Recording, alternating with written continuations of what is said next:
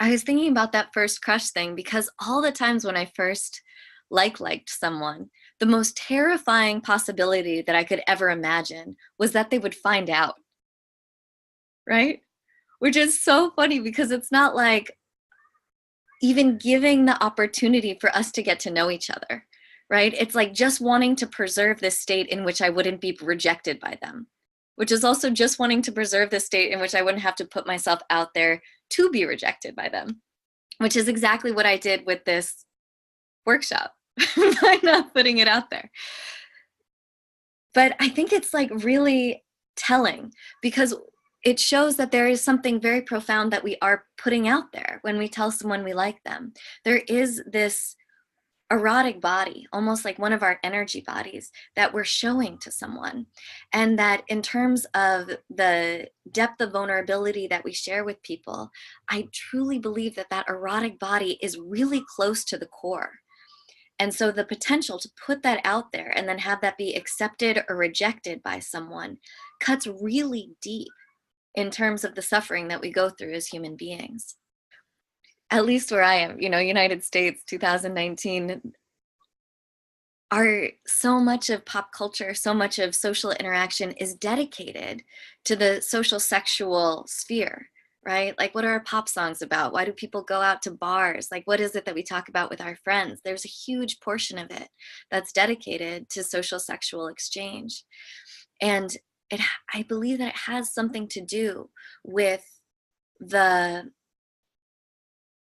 dynamics of what's going on with the ways that our erotic bodies are interacting with each other and the edges that we have towards showing that and bringing that out and the ways in which we're doing that in relationship or not.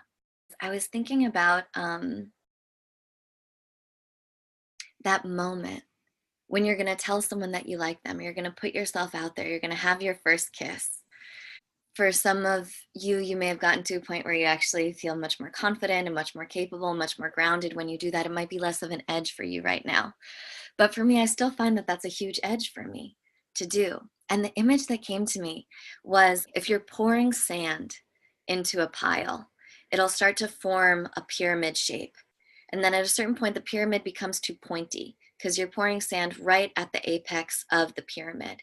And so it'll do this collapsing motion back down to make the base of the pyramid wider so that when the sand pours, it can start forming a new pyramid. Yeah. And I was researching cymatics, which is the study of how vibration influences matter. And they were saying that actually, if you look at what's happening as the sand starts to build and build and build and make this mountain, right when it's about to collapse down to form a wider base, every single grain of sand in the pyramid begins vibrating. And it's actually the vibration of the whole pyramid of sand that determines the way in which it will collapse down and form a wider base. And I feel like that is what happens when we approach these edges of erotic vulnerability. It is actually part of what it is that creates the dynamic charge, right? Like you're there. It's like, am I going to kiss someone? Like, will they kiss me back? Will they, won't they? Will they, won't they? Like the entire pyramid, every grain of sand in your pyramid is going like this, right? And then whoosh, you do it, or you go for it and they say no, or they go for it and you say no, whatever, and it collapses down.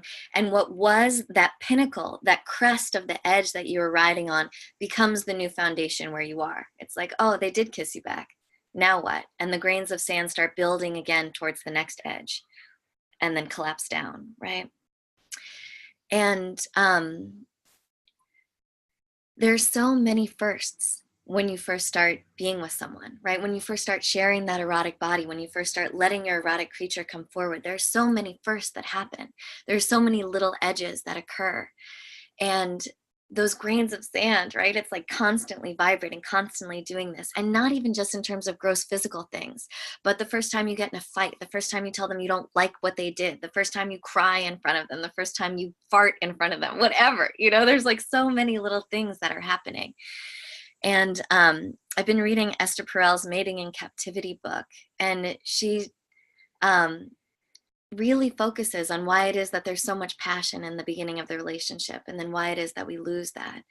she was suggesting certain things about then creating unavailability or creating separation as a way to then come back with more charge.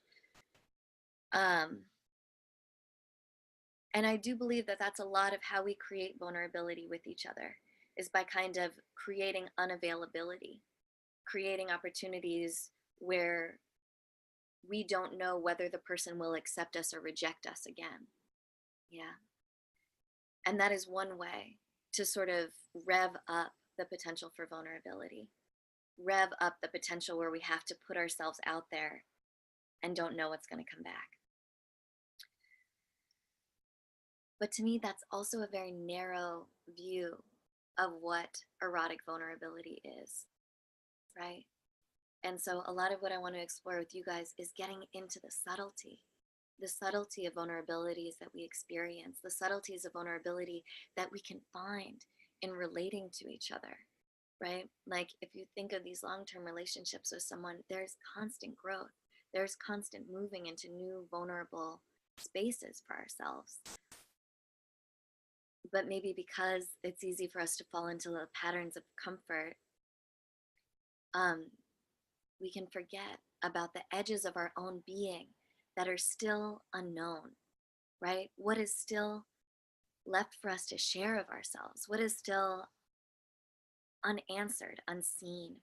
And that getting into those more subtle levels of our being and taking risks to share that with another person are part of its own way of creating intimacy, its own way of expanding into our wholeness through an active engagement with getting to know ourselves and our own vulnerability in the erotic space. Also, because we're changing all the time, right? I guess in a way, this way of thinking about it is thinking that vulnerability itself is a kind of aphrodisiac. Like the vulnerability itself is part of the dance of our erotic nature coming forward and is part of the excitement, part of like the heightened energy that comes up when we're relating with another person, potentially. Yeah. So thinking about that to me helps me kind of want to cross those edges more. Like the fact that it is deepening into intimacy with my partner, that it is this sort of like aphrodisiac thing. And then also understanding that that erotic nature, that part of us that comes out, is these deep essence places, right? That it's part of our myth, that it's part of our unfolding and process work of what they call our secondary energy. So we have our everyday self, yeah, our everyday identity. But actually, a big part of what makes sex exciting, I think, is that it involves a lot of secondary elements. It involves a lot of parts of ourselves that we don't live as part of our everyday identity. So that in deepening our own understanding of our erotic nature, of kind of being our own guide through what might still be vulnerable for us, being our own guide to getting to know ourselves better in that area, is also accessing this deep well of kind of mythic, essence level content that's greater or in addition to our our everyday sense of self.